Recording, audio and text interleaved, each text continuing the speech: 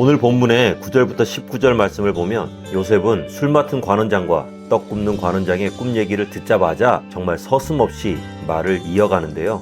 술 맡은 관원장은 사흘 후에 복직해서 바로 앞으로 나아갈 것이고, 떡 굽는 관원장은 사흘 후에 처형을 당하게 될 것이라고 자세하게 꿈을 해석해 줍니다. 그리고 요셉의 꿈 해석은 조금의 오차도 없이 정확하게 맞아떨어져요. 자, 그러면 요셉이 어렸을 때부터 남달리 지혜가 뛰어났다거나 학식이 높았다거나 미래의 일을 잘 맞췄다거나 해몽에 탁월한 능력이 있었을까요? 글쎄요. 적어도 성경에는 그런 기록이 전혀 없습니다. 그냥 의미 있는 꿈을 꾼 적은 있죠. 그리고 사실 광야에서 살아가는 조그만 부족장의 아들이 그런 고차원적인 교육을 받았을 리도 없고요. 그렇다면 어떻게 요셉은 그런 지혜를 얻어서 관원장들의 꿈을 그렇게 정확하게 해석할 수 있었을까요? 우리는 그 해답을 요셉과 하나님과의 관계를 통해 알 수 있습니다. 먼저 아모스 3장 7절을 보면 주 여호와께서는 자기의 비밀을 그 종 선지자들에게 보이지 아니하시고는 결코 행하심이 없으리라고 말씀하고 있습니다. 그리고 잠언 9장 10절을 보면 여호와를 경외하는 것이 지혜의 근본이요 거룩하신 자를 아는 것이 명철이니라 라고 했거든요. 그런데 창세기 39장 9절을 보면 요셉이 하나님을 얼마나 경외하면서 살아가는지를 잘 알 수 있습니다. 그러니까 요셉의 그 신기하기까지 한 지혜는 하나님을 경외하고 하나님의 백성으로 살아가는 것부터 시작된 것을 알 수 있습니다. 이런 요셉을 보면서 우리들에게도 이런 지혜가 있다면 얼마나 좋을까 한번 생각해 봤어요.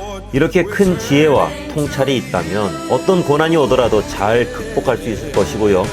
세계 정세를 잘 읽어내려가면서 큰 이익도 얻을 수 있지 않을까요? 그런데 제가 한 말씀만 드리자면 이게 불가능한 얘기는 아니라는 겁니다. 우리에게도 얼마든지 가능한 일이에요. 만약에 우리도 요셉처럼 하나님을 진정으로 경외한다면 직면한 상황이나 다가오는 미래에 대해 정확한 판단을 내리고 슬기롭게 대비하면서 살아갈 수 있을 거예요.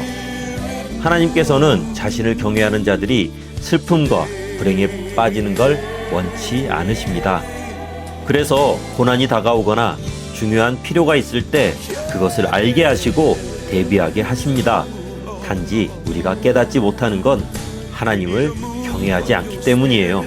특히 살아가면서 이해할 수 없고 불가항력적인 상황에 직면하더라도 당황하거나 다른 곳에서 해답을 찾으려고 노력하지 마시기 바랍니다.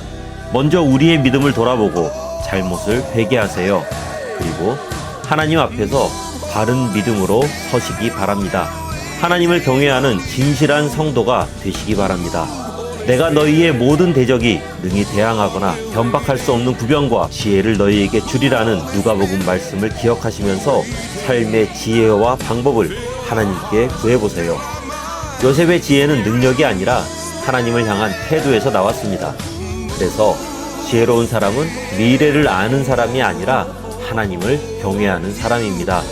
우리가 붙잡아야 할 것은 상황이 아니라 하나님입니다. 상황을 보면 흔들리고 답답하지만 하나님을 보면 중심이 잡히면서 길이 보이거든요. 하나님을 경외하시기 바랍니다. 그러면 하나님께서 우리의 길과 판단과 미래를 책임지실 것입니다.